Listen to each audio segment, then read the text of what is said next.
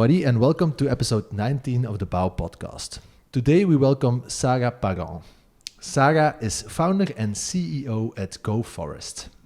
Go Forest is a young company established in 2020 that plant trees all over the world for companies and individuals who want to work towards a greener environment. Go Forest aims to restore nature by planting the right kind of trees in environments where they have positive effects on biodiversity, carbon storage, employment, livelihood, and local economy.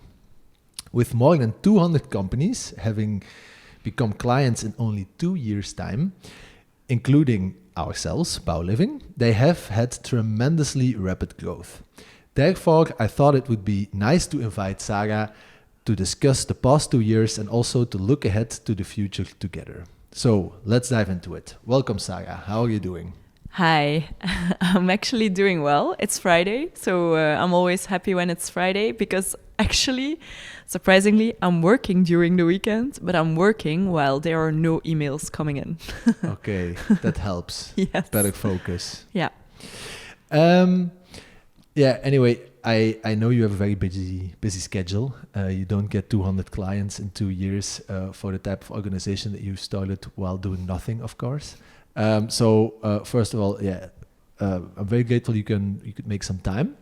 But I thought it would be interesting to maybe tell the story of Go Forest to our audience, because as I explained, it's mostly about construction, our podcast, but also about environmentalism. And I think your organization and the growth it has experienced in the last 2 years is a very good example of the second part, the environmentalism. So maybe we start at the very beginning. Where did the idea for Go Forest get created, or where did it came from? And how did you start with it? All right. So actually, I was always active in the sales and marketing world, and I've worked with a rich and well-known entrepreneur in Flanders, in Belgium. And the guy, Philippe, was well known from a television show, The Sky is the Limit. And I worked for him while we were organizing a luxury fair at the seaside in Belgium. Mm-hmm. And actually, we were thinking of a new kind of event where we actually bring luxury and ecology together, because I really had the opinion that sustainability is really linked to one category of people, really the greenies. But I think sustainability should become the norm, so something that is super normal. So I thought if we could launch this in the extreme other category of people, the luxury people, if I may call them like very categoric, we can maybe raise awareness about the importance of why we all have to do something. But Philippe had cancer, so he was really sick, and we were never able to start something together, to do the event together. But his family and friends really believed in me. And the last ideas we were talking about was planting trees while creating a win-win situation for companies. So I wrote a business plan during 6 months, and then I tested my plan at certain companies, actually Durabrick and Woodstocks, both active in construction. And when I felt I was kind of ready to hit the market, I called CO2 Logic. CO2 Logic is actually part of the Swiss company South Pole, and they make sure that companies can become climate neutral with a strong reduction and offsetting plan. And I said to them, okay, listen, I have something new. Belgium is an SME country. Maybe I can be the perfect first step for companies to go towards a greener and more sustainable future, because the climate journey is really a journey. So the founder of CO2 Logic, Antoine Heerings, was immediately fond of the concept, and he's actually my co-founder, because when we were on the market, we did it together. And I could really use their expertise, because I have a background in psychology and communication science, so not at all in climate. So I could really use the expertise of his team of 60 engineers. And I'm really grateful because for me it was not only important to have a little bit of a financial support to make this happen, but also an expertise background in this field, because tree planting is not super difficult, I guess, but it's really making sure that the trees survive, that they are well maintained, monitored, but also I really wanted to plant trees all over the world, so you need people who are there already and have a good connection with the local communities. So that's where the partnership had its big importance. And now we are on the market for already 2.5 years almost. And it's really hard work because the maturity within companies differs a lot. We really have to explain why trees are important. And I'm like, guys, trees are essential.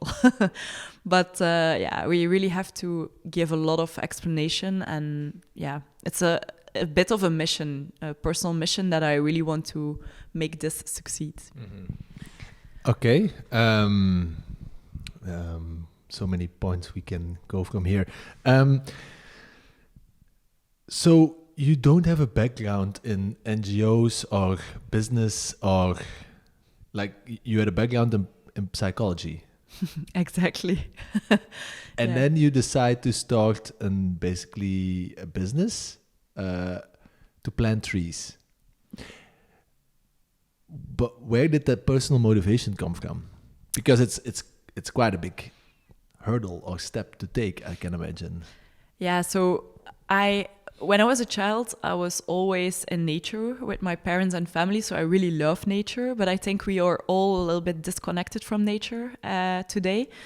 But I was really having a lot of sales and marketing jobs, and I was having really good numbers and really hitting targets. And I was thinking to myself, why can't I use my sales skills to really make a difference? And this is how my shift happens. Like, I really have to do something with those sales skills to make the world a better place. Why not?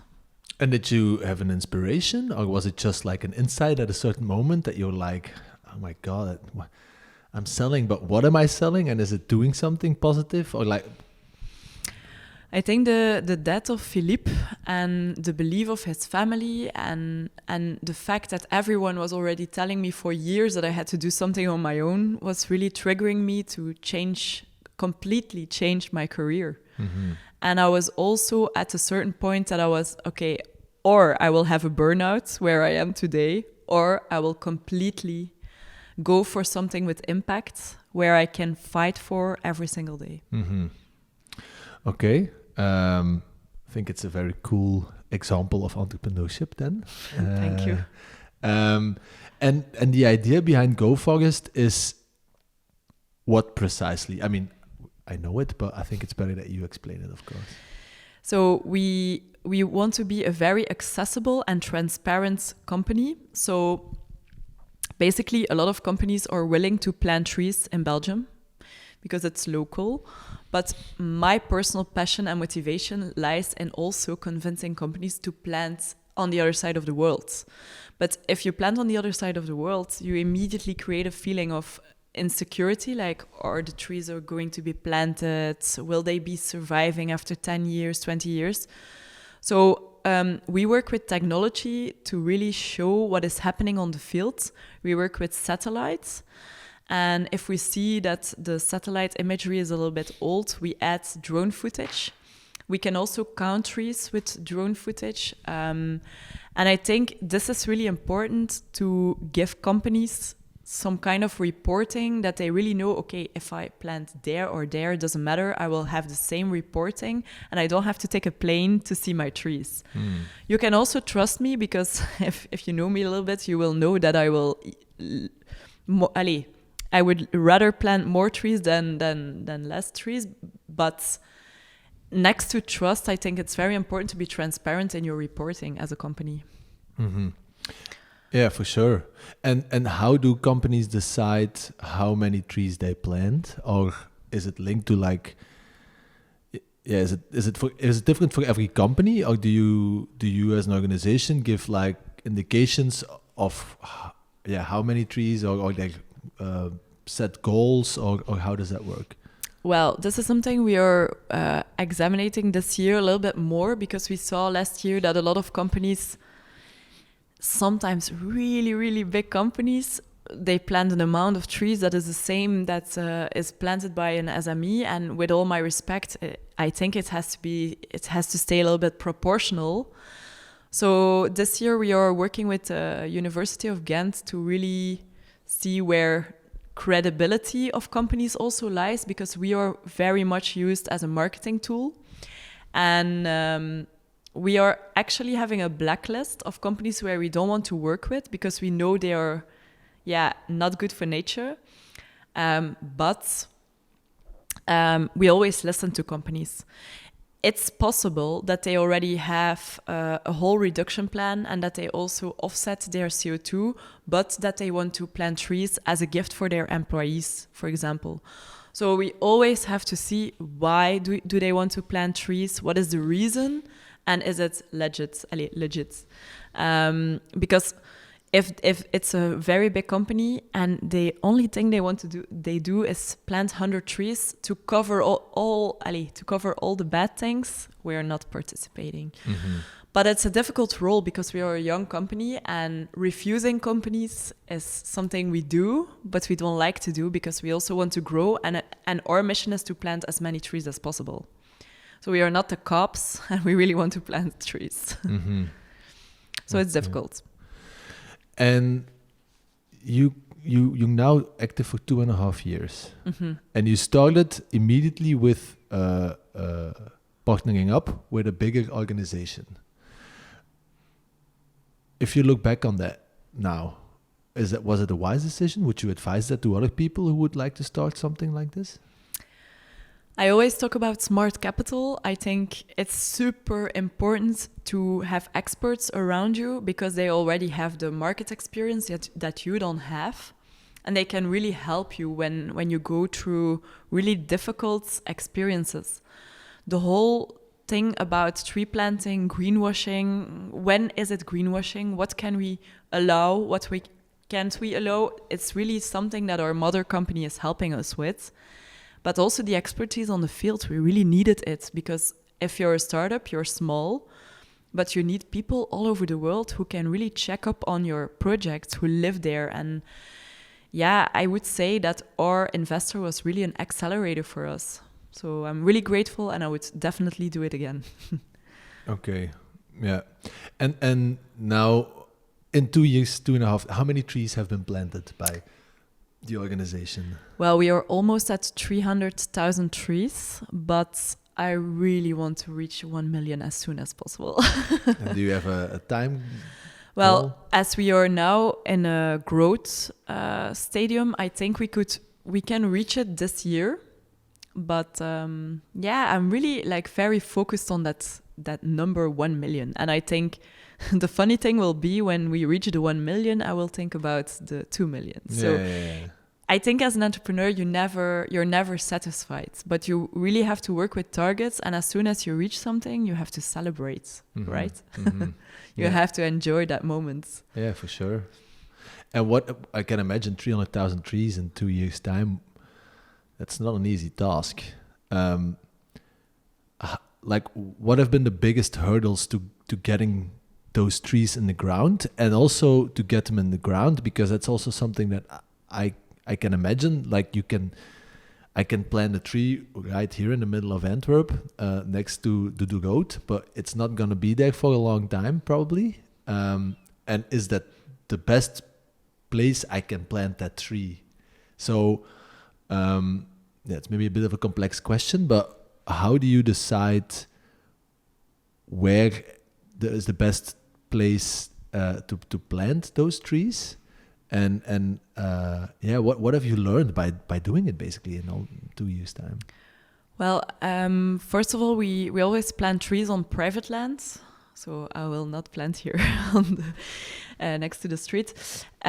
We always plant on private land, because then we are having control about the situation. We don't buy land, because otherwise we couldn't keep up with our pricing.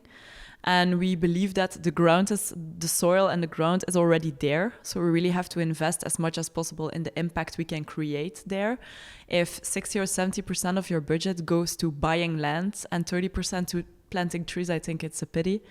So, but we work on private land, and we actually look at regions where there is a lot of deforestation, and really deforestation that has a really bad impact on the local communities. And then we are really talking about Africa, because there people really depend on nature to survive. So if they don't have banana plants anymore, fruit trees anymore, they don't have food, because in some periods there's an extreme drought, so they don't have rice anymore. So they really have to think about other systems like trees that can provide them food. So this is really where my personal passion lies. It's really helping people with a system, and a system for me is planting trees.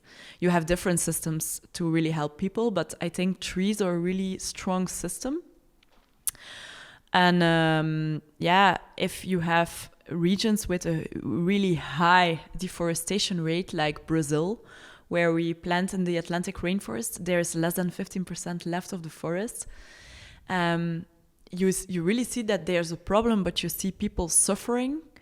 And it's really something I want to change. We also plant in Belgium and in Europe, but also here we have problems. The trees are sometimes sick in our own country because of pests, fungi, really things that normally, like a beetle, an insect, normally it dies during the winter, and because of the temperatures that are not extreme anymore, those insects survive, so the trees get sick and the virus gets spread. So in Belgium, we really have to focus also on getting existing forest more resilient, removing sick trees and replacing them by tree species that are resilient. And what do I mean with resilient? Enough diversity, but also sometimes tree species that come more, like 400 kilometers more from the south, that are already adapted to a little bit higher temperatures. So everywhere in the world, we have to prepare nature a little bit. Not a little bit, but we have to really think of the temperatures that go up. I mean, 15 degrees in Belgium on New Year's Eve. This is not okay. I think everyone really liked it, but I was really sad about it. I was a bit shocked. Yeah, it's crazy. And it was not even in the news. It was not a headline. No, it was very strange. Like we were counting down till we were at the seaside. We were counting down till 12, and everyone just walked out in their dresses and in their shirts, and yeah, it's warm. But it goes so fast. It was very strange. Yeah. How do you find this private ground? Like, is it just people who own the pieces of land and say, because I can imagine in Brazil, it's fertile ground. They can also start using it for agriculture. Mm-hmm. And then they decide to give it away to an organization that's going to plant trees on it? Or how should we look at this? So in Belgium and Europe, we really work with private landowners, really people who own a big piece of land where there is already existing forest, and they are really open to add additional forest because they know it's good for biodiversity and also for the soil quality. In the third world, I don't know if you say third world in English. Yeah. I think so, yeah. There we really work with NGOs and social communities to really select farmers who are willing to plant trees on their lands. And there we really work around agroforestry, really trees with an economic benefit for the people. Because we learn them that they can earn more money by planting and maintaining trees than by cattle breeding. Because then we actually change the cause of deforestation into a motivational, positive tree story for those people. And they really love it because people there are really focused on surviving. And what do they want? They want to have food or income. As long as you can offer it while restoring nature, it's a perfect story. And we really take them into that story with an educational program as well. But we have legal contracts there, which makes sure that they can cut down the trees, of course. But the motivation is also there, which is super important. In Madagascar, we have guards on the lands. Really? 24 hours, yeah. Paid by Go Forest. Yeah, but I think it's super important to have it because it's not people who are cutting down the trees, but if there's one cow on the fields, the cow really? can eat all the small trees. And in a mangrove area, we really have a guard in a kind of small tower, so he can see everything. Really? Yes. What if maybe it could also be a dog? Yeah, but it's the dogs won't eat all the trees. The cows they do. And yeah, but the dogs keep the cow away, no? That's not really the plan. Okay. The plan. If there's a cow on the fields, they lock the cow up and then they ask whose cow is it. Right. The cow shouldn't Why be is there. the cow there? Yeah, and then because a cow is really a property of someone, and a cow is I wouldn't say richdom, but they really want their cow back. Yeah. So they really have to explain why the cow was there. But cows are more of a problem there than people. Fascinating. So every region has its own problems and possibilities. But in some regions in the third world or BRIC countries, it's more economical. It makes more economical sense for the farmers to focus on agroforestry. Yeah. It has a higher return on investment than the agriculture. In terms of the surface, yes. Yeah. How do you mean in terms of the service? Because for a cow, you need more land.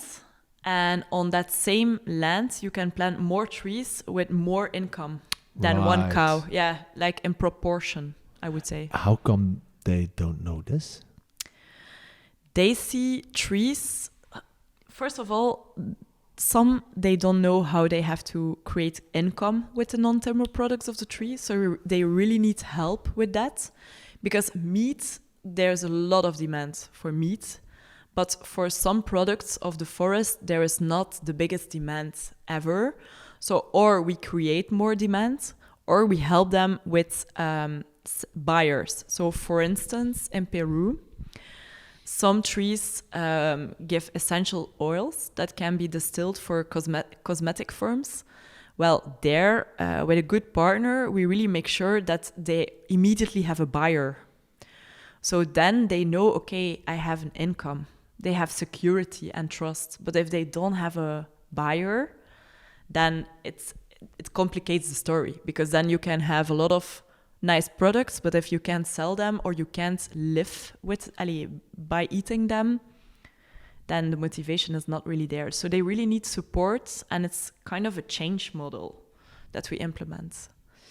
But also in Peru, for example, those people eat meat 3 times a day. So no wonder that there are so many cows around. 3 times a day? Yeah. Breakfast, lunch, dinner, meat. Yeah, so the breakfast is really a bowl full of meat. It's disgusting, to be honest. It's disgusting. I don't know, it can be nice, but... No, it looked like... Okay, it didn't look nice. No, it didn't even look nice. Okay. So you really see where the problem comes from. Right. And... But then I can imagine when you're there and you're doing the work of planting these trees, but then you see cows eating these small little trees, then... But it never happens, because we always have hedges. Yeah, hedges, yeah. But in Madagascar, I was talking about cows, because there we plant on a big scale mangroves, and there fencing is much more difficult, because you work in mud areas. Can't put a hedge in water. Yeah. So, but no, there are no cow. There is no cow risk, I would say. But there is always a reason why they cut trees, and it's almost all the time to put, cows. Cattle breeding. And then I can imagine that you're there, and then you see that happening, the process that you just explained, and then.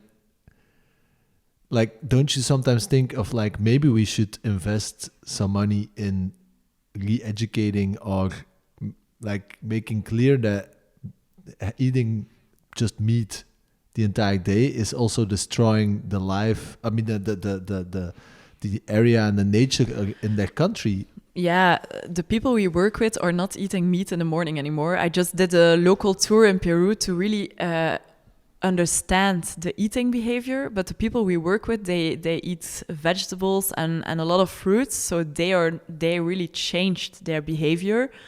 But we are still a small company, so to have that change on a big scale, difficult. Yeah. Mm-hmm. How often do you go to those locations yourself? Because I mean, it's probably nice. It's really I can imagine it's really motivating. Yeah, it's super motivating. But also the travel. I mean, it's not next door. So I try not to go very often because I don't think it's a good idea to take a plane all the time. But I think it's super important that those people see you from time to time. Even though we have our colleagues in every country and local partners, I think from a kind of respect and interest, they love to see me once in a while. But I'm not visiting every project every year. I don't think it's feasible. It's also not acceptable because I would have to fly every month. And these are really long distances. We are making a documentary in Brazil at the moment. So I went 2 times to Brazil and I will have to go back at least one more time. When I'm on the plane, I really feel guilty. But then I think I can have so much impact by doing this. Yeah, it's so much better to just do it because, okay, the plane is flying and because I asked the people around me on the plane why they were on the plane and those reasons were not super important. So I thought if someone can fly, I can maybe fly and make a difference, So you're like the person you get seated next to who's gonna start like shaming you. Like, no. Why are you on this plane? No, but not at all. If I want to travel, I'm not never traveling. But I think we should all more be conscious about taking planes. Mm-hmm. I think some people take a plane like they take a train, and this is a bad reality. Mm-hmm. But I think everyone takes a plane, and I really also believe that traveling is really important for our personal growth, but also, like in Madagascar, people really depend on tourism. And during COVID, people were really suffering because they didn't have income because there were no tourists anymore. So the importance of tourists is also there. Mm-hmm. So it's a little bit a story with 2 sides, And I also think people should once in their lifetime see what poverty is like because it completely changes you. And we will realize that Belgians, they are really sometimes very negative of things that are not really important. It doesn't matter. So taking a plane, I'm not. It has to be nuanced. Nuanced. Mm-hmm. Today, with how many people are in Go Forest? Like, how big is the organization today? We are with 7 people, but not all of them are on our payroll because they are on the payroll of our investor, South Pole. Okay. We are actually with a very small core team of 4 people who are based in Brussels. And then we have colleagues all over the world. And we have a project manager in Brazil for Go Forest, but it's more on a freelance basis. So based on the time he invests in our projects. Right. As a startup, I think it's important to work with freelancers and with agencies because it's more flexible. But our core team is everything. It's really super important. We really rely on each other, and when someone goes through a hard personal time, we are really there for each other. Mm-hmm. It sounds familiar. I can relate. It's the same with us. Small core team. Yeah, and then a big network around it. Yes, for sure. And you create really heavy bonds when you work together so intensely. But I think maybe to get back to the organization, it's really impressive what you have created in 2.5 years time with such a small team.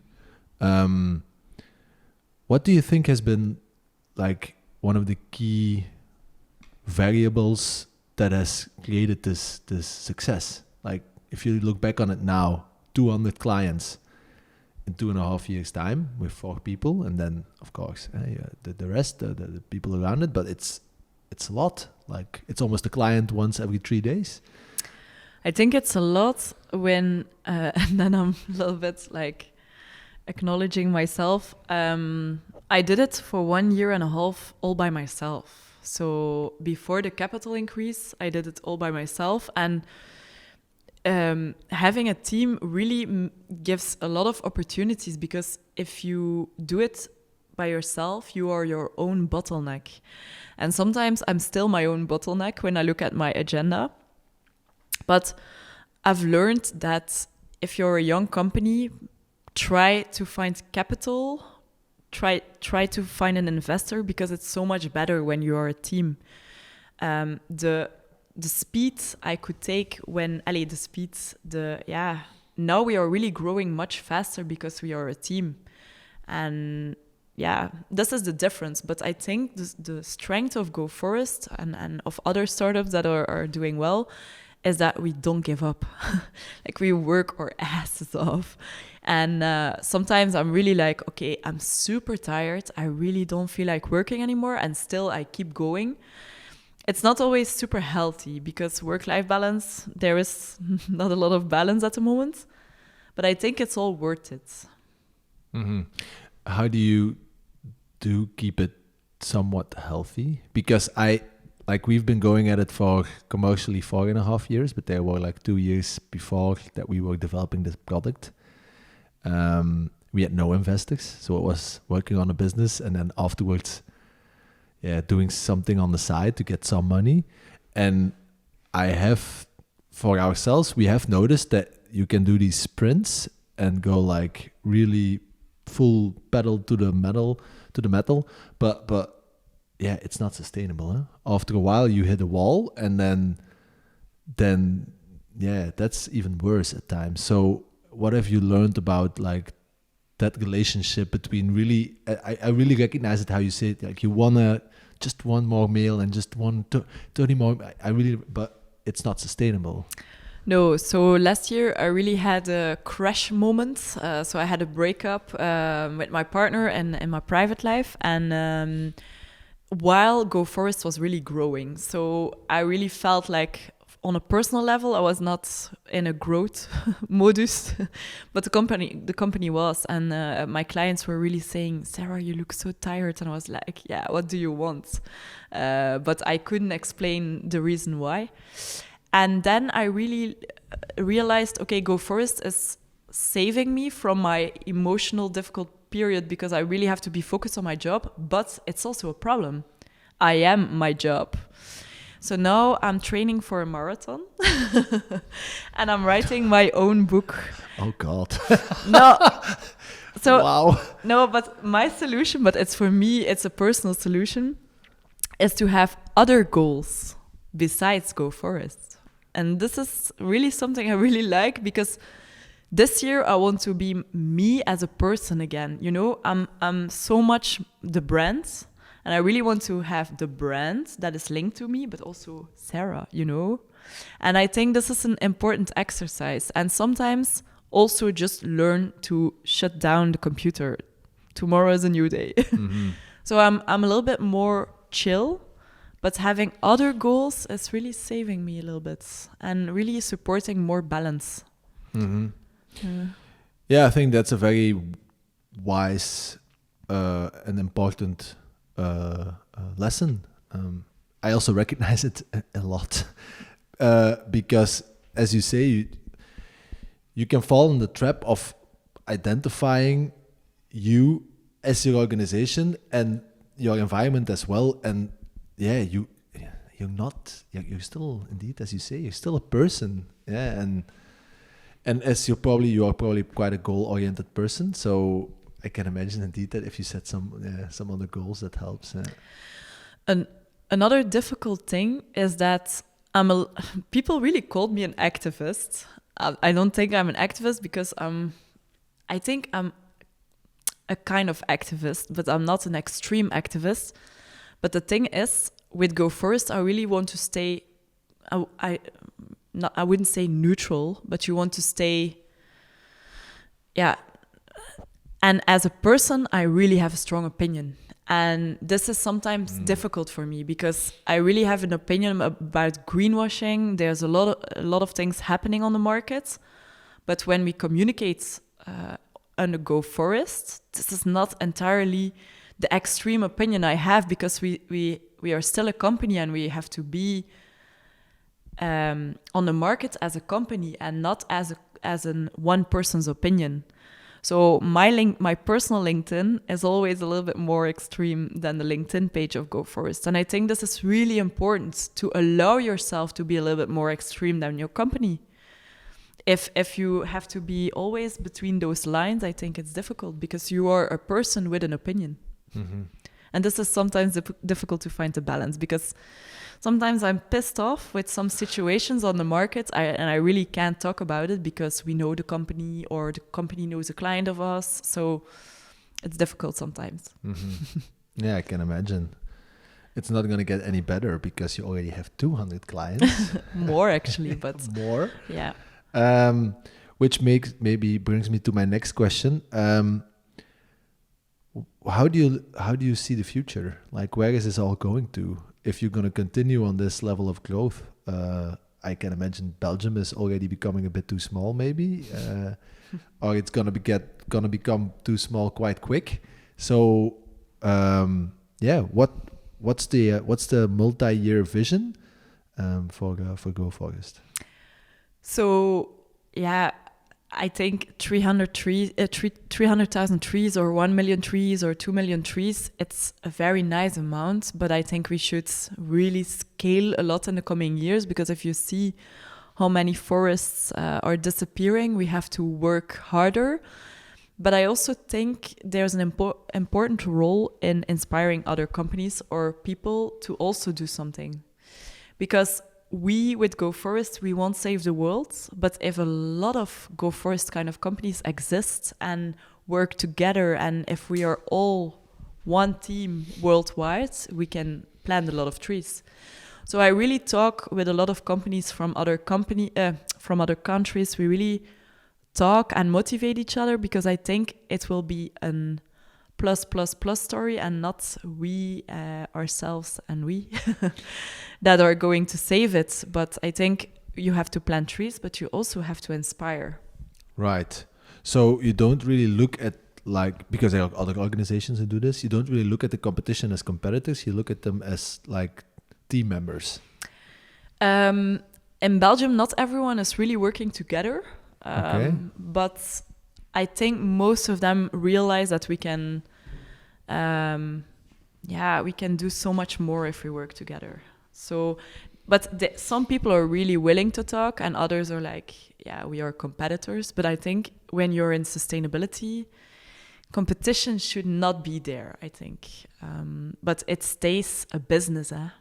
That's what I was going to get to.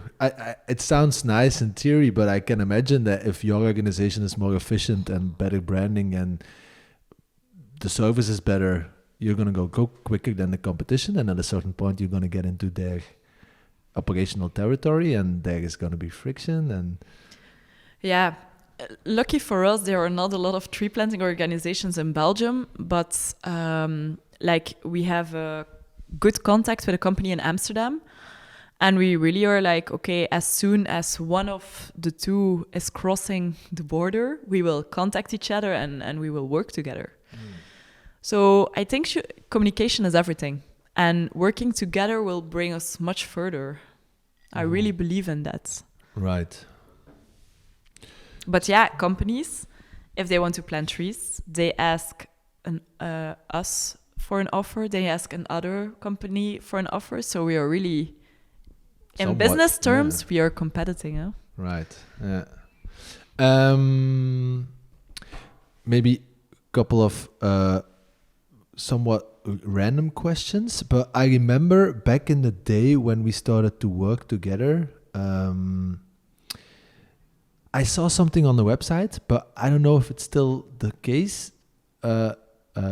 Somewhat controversial term maybe, but blockchain. Is that still something that you use, the blockchain, to like track the trees that have been planted and to give like an open ledger kind of system towards the clients? Is it still a thing? Because there's somewhat a contradiction with the environmental target, or I don't know. Something I was wondering. So in the first year of Go Forest, we really wanted to take a picture of every tree that was planted, and we wanted to register in the blockchain. But that was such a difficult story because there is lack of smartphones, lack of internet, so many issues on the field that we switched over to satellite and drones, which is much easier and also much more time efficient. But we use blockchain once a year to register all the certificates of our clients. Why do we do it? Because companies, they talk a lot, and we really want to show what the exact amount is that has been planted in a certain time frame. So that is something that we register in blockchain. It's a blockchain certificate, but we do it once a year and all together. So it consumes less energy than one Netflix series, and it's with Ethereum. So it's really okay. So it's not super polluting. If it's less than a Netflix series, I'm more guilty in the evening than during the day. So, but I really believe in blockchain. But we have to be very conscious with blockchain. I've been, maybe small personal side note, but I've been basically since I discovered Bitcoin in 2012 when I was studying. I was studying marketing, and then on Twitter I saw something. What's this? And I jumped down the rabbit hole. So I've also been interested in it for more than a decade now, and I've been quite active in it as well. But I was wondering. So you're one of the rich guys. No. Who bought it right on time before it became a thing? Yeah, that's a separate story. So no. Also one that I will never tell publicly because. Anyway, but because you say you believe in it. Why do you believe in it, and where do you see like opportunities? I think blockchain is super supportive in terms of transparency, and we all need more transparency in the market, not only in the sustainability market, but in several domains to track things in supply chain models. I really believe in blockchain. Is it perfect? No. But I really believe that blockchain can make things more efficient and transparent and easier to follow up on. I think it's a really great innovation. Or a tool, yeah. Yeah, tool. But I think it should be used very consciously, but it should be used when it's really necessary to track things. And in our domain, I think people who are donating to good causes, they almost never know where the money goes to. So if you could track it via a blockchain, I think it would help a lot of insecurity and intransparency out of the world. So could I read from the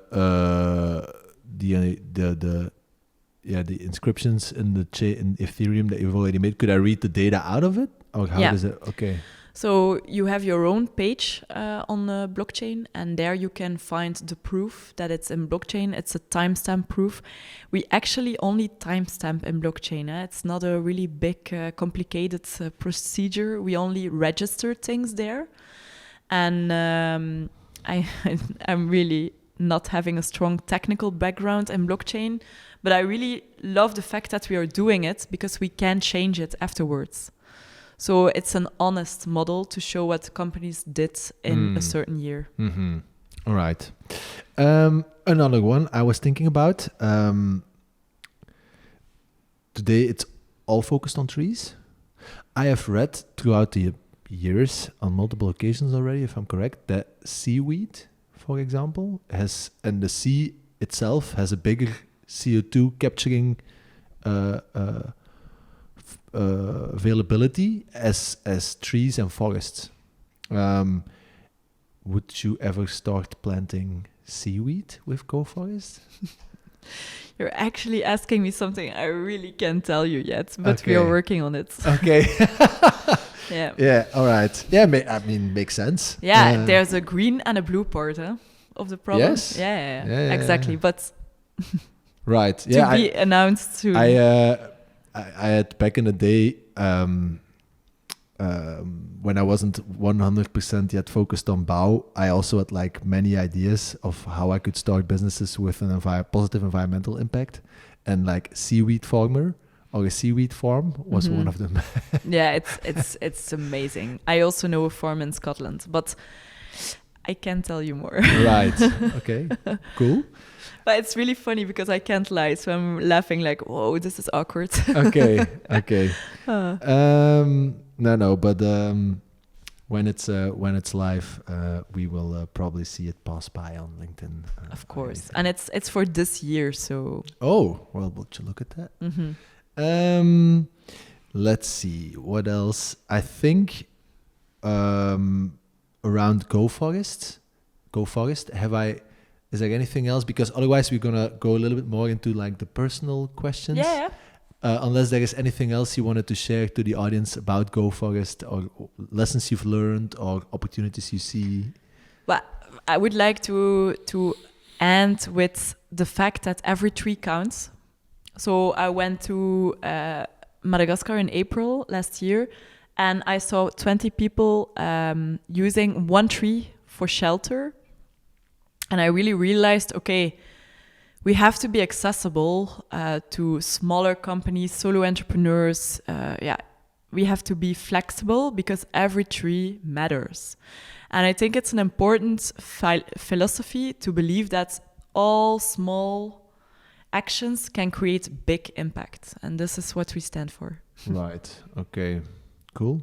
20 people on the one tree. It was raining. No. It was so hot. Oh, yeah, okay. Because of the temperatures, really for shades. Yeah. Oh, Jesus. All right. Let's see. So I think you mentioned a couple of them already, but do you have any other passions outside of Go Forest? I really have a big social life. Okay. My friends are super important for me, and what I really love to do with them is organizing nice weekends, going out, really enjoying nice restaurants. I really love to enjoy life next to my job, and I really appreciate a big social network around me. So this is one of my passions, and another passion is really being creative. So I've ever had my my own fashion collection. I actually won a prize in 2014 with a fashion concept. So if I can create things like my own YouTube channel soon, writing my own book, creating a collection, I'm super happy because I love to create. This is really my passion. Cool. Fashion and environmentalism, a bit of a conflict, no? Yeah, that's a big conflict, but I'm talking about a gap of 12 years. Right. Okay. It's okay. It's okay. No, 10 years, but it's just, it was a nice project when I was a student, and I learned a lot from entrepreneurship, and I really discovered by having a small own collection that I really wanted to have my own company someday. So I think it's more that kind of message than the polluting fashion message. Right. On a personal level, what are any other like big lessons you've learned by doing this now? Anything that still comes to mind that we haven't discussed yet? I think if you have your own startup or company, that you really learn who your real friends are. And I think a very important thing is that friends are always there. I would say it vice versa than most of the people do, but when people are always there when things go bad.